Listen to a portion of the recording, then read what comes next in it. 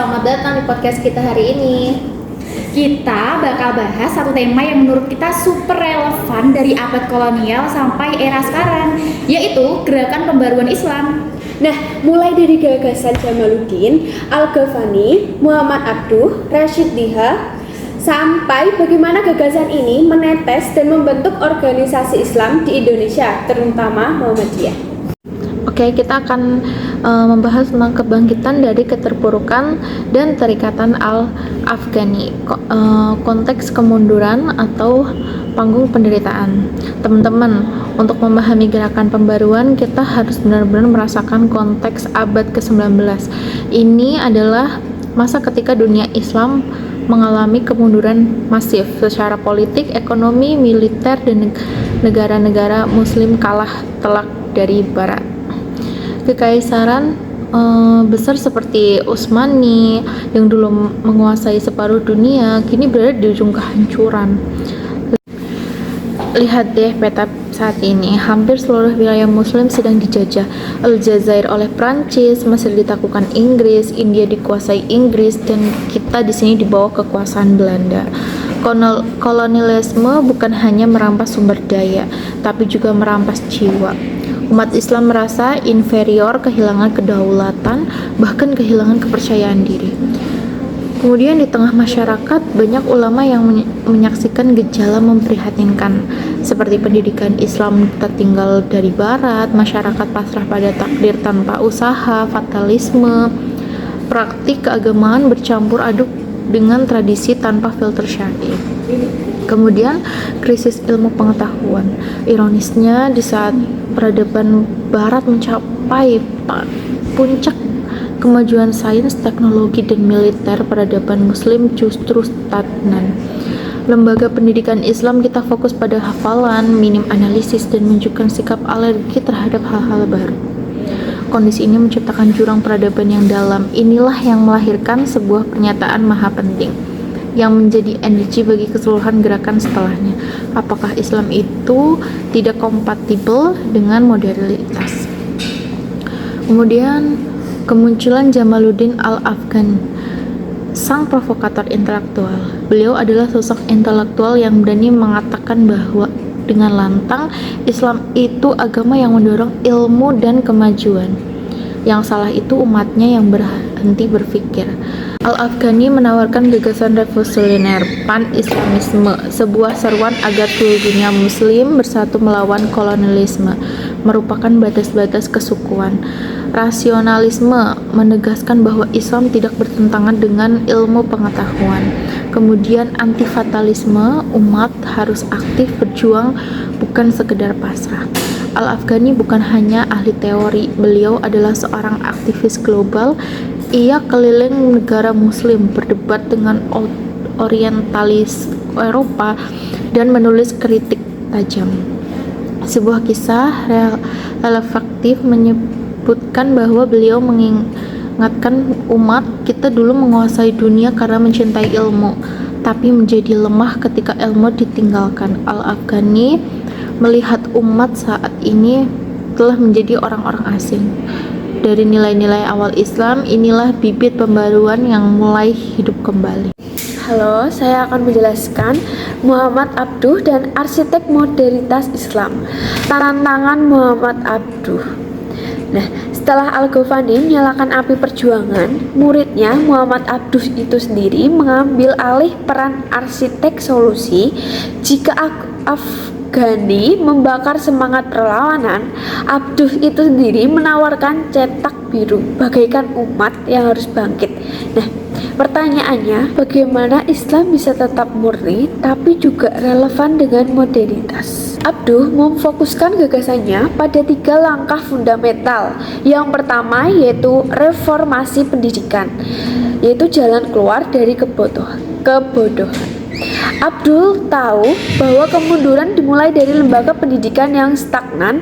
Oleh karena itu, ia berjuang agar mata pelajaran umum seperti matematika, sains, logika masuk ke kurikulum madrasah. Sistem menghafal harus diganti dengan sistem pemahaman yang kritis. Lembaga Islam itu harus dikelola dengan manajemen modern. Kemudian yang kedua ada membuka pintu ijtihad.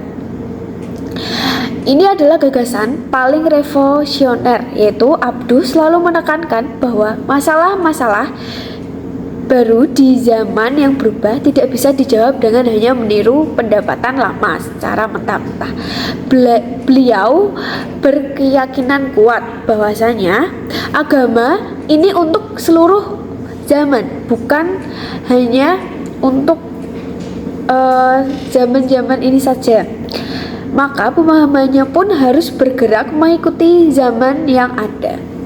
Kemudian yang ketiga itu membersihkan praktek keagamaan dengan kembali ke sumber asli, seperti Abduh memerangi hal-hal yang ia anggap mengotori kemurnian Islam seperti tahayul, bidah, khurafat, dan praktik kultus individu yang berkembang di masyarakat. Kemudian pekerjaan Abduh itu sendiri dilanjutkan oleh muridnya, yaitu Rashid Ridho. Rashid Ridho itu lebih menekankan aspek pemurnian akidah, menyeluruhkan umat Islam kembali kepada Al-Quran dan Sunnah dengan pendekatan salaf. Nah, peran Ridho sendiri sangat krusial karena ia memiliki media penyebaran. Majalah Al-Manar miliknya sangat berpengaruh. Ia menjadi media sosial di abad ke-20, menyebarkan gagasan pembaruan ke berbagai penjuru dunia, termasuk dibaca oleh kiai-kiai Buddha di Indonesia. Pada masa itu terjadi benturan ide yang sangat keras. Kelompok pembaru menyeluruhkan rasionalitas, kebersihan akidah, dan pendidikan modern. Sementara kelompok-kelompok tradisional cenderung mempertahankan otoritas ulama lokal dan praktik turun-temurun. Tapi ini adalah benturan yang melahirkan dinamika positif.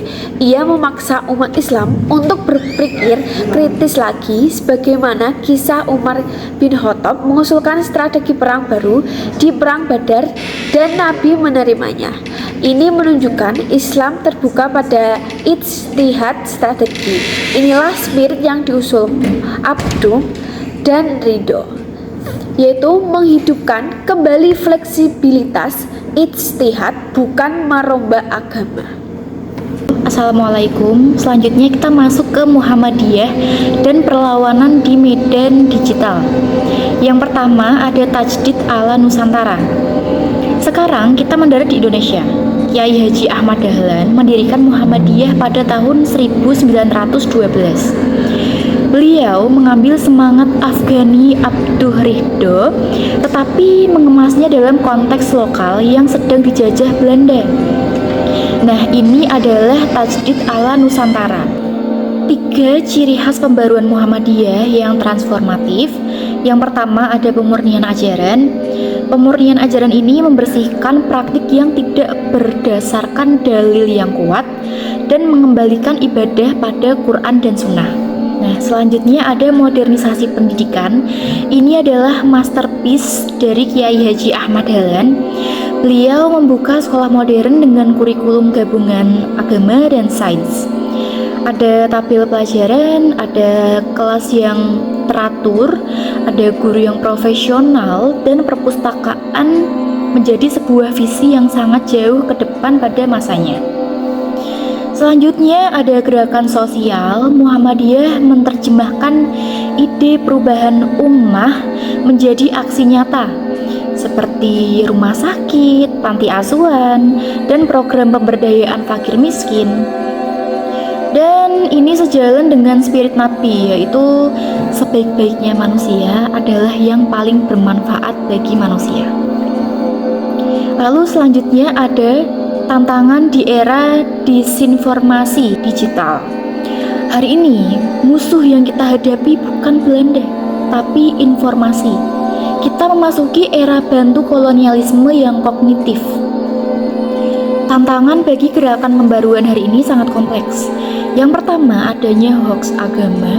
Arus informasi yang terlalu cepat di TikTok dan Instagram ini membuat dakwah yang dangkal dan sensasional lebih cepat menyebar daripada dakwah ilmiah. Selanjutnya ada fenomena ustadz viral. Kita dihadapkan pada situasi di mana yang viral itu belum tentu valid. Muhammadiyah punya tanggung jawab menjadi penjernih yang berpegang pada dalil dan ilmu. Selanjutnya ada krisis literasi generasi Z. Banyak anak muda yang memahami Islam ini hanya dari potongan 30 detik, bukan dari kajian yang utuh dan mendalam. Dan ini adalah tantangan besar bagi kita sekarang. Lalu selanjutnya kita masuk ke peluang dakwah yang berkemajuan.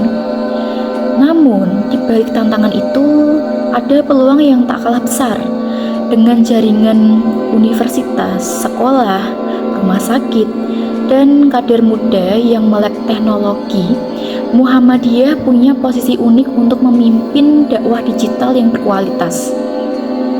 Kita bisa menciptakan podcast yang mendalam seperti ini misalnya, atau dengan konten edukasi yang singkat dan kredibel, atau mungkin dengan animasi fikih yang mudah dipahami, atau dengan kelas daring yang interaktif dan riset media Islam. Oke teman-teman, luar biasa sekali perjalanan kita hari ini. Kita sudah melihat bagaimana semangat pembaruan Islam itu tidak pernah padam. Mulai dari perlawanan terhadap kolonialisme oleh Al-Afghani, upaya modernisasi pendidikan oleh Abduh, hingga aksi nyata Muhammadiyah di Indonesia. Intinya satu, Islam adalah agama yang berkelanjutan, yang selalu mendorong umatnya untuk berpikir kritis, beradaptasi, dan memberi manfaat yang nyata bagi sesama. Nah, sekarang giliran Anda. Jangan sampai semangat ini berhenti di sini. Kita harus menjadi bagian dari tajdid di era kita. Lalu, apa langkah Anda? Apakah Anda sudah mulai berpikir kritis tentang informasi di media sosial, ataukah Anda akan berkontribusi nyata di lingkungan sekitar? Sekian podcast kami hari ini. Kita tutup podcast kita hari ini dan terima kasih sudah menonton. Jangan lupa like, subscribe, dan komen. Wassalamualaikum warahmatullahi wabarakatuh.